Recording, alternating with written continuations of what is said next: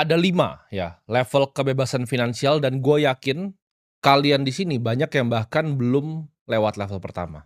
Di video kali ini ya, gue akan bahas gimana caranya, lu bahkan gue kasih tahu nanti step by step-nya lu bisa naik dari level 1 sampai level 5, yaitu level yang terakhir dari financial freedom. Nanti kita akan definisikan setiap level dan cara naik levelnya itu bagaimana. Ini adalah topik yang sebenarnya gue pengen bahas dari dulu, dan ini adalah perjalanan gue pribadi juga, karena gue ibaratnya orang yang pernah ya, mulai di posisi kalian. Gue pernah mulai berada di titik nol ya, gue pernah jualan sedotan di pinggir jalan, sampai sekarang punya aset triliunan. Jadi gue tahu jelas gimana cara naik levelnya dan apa aja yang lu ekspektasikan di setiap level.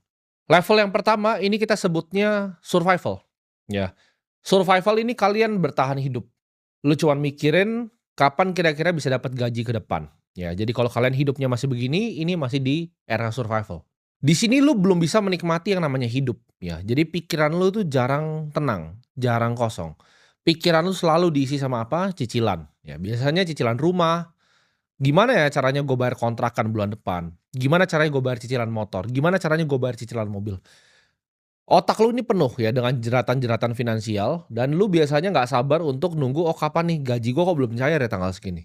Dan banyak yang keliru, banyak yang kira survival ini soal masalah gaji. Gua tahu persis gitu, ada orang yang bahkan punya gaji 50 juta aja dia masih di survival, kenapa? Karena dia ketika gajinya 50 juta, cicilan rumahnya itu 35 juta gitu, 10 juta cicil mobil, sisa tinggal 5 juta. Ini sama nih, orang yang kayak ini survival sama seperti orang yang gajinya UMR dan survival dengan cara yang sama.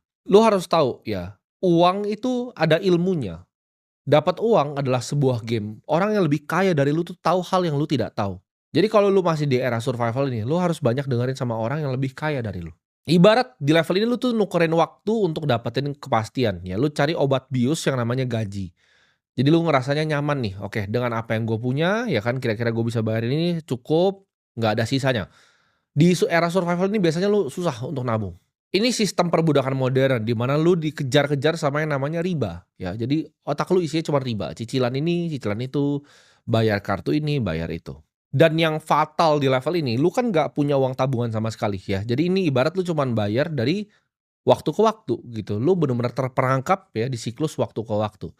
Ketika lu berada di level ini, yang paling fatal adalah hidup itu kadang ngelempar kita hal yang kita nggak sadar, gitu. Gue sebutnya hidup kadang ngelemparin kita tai.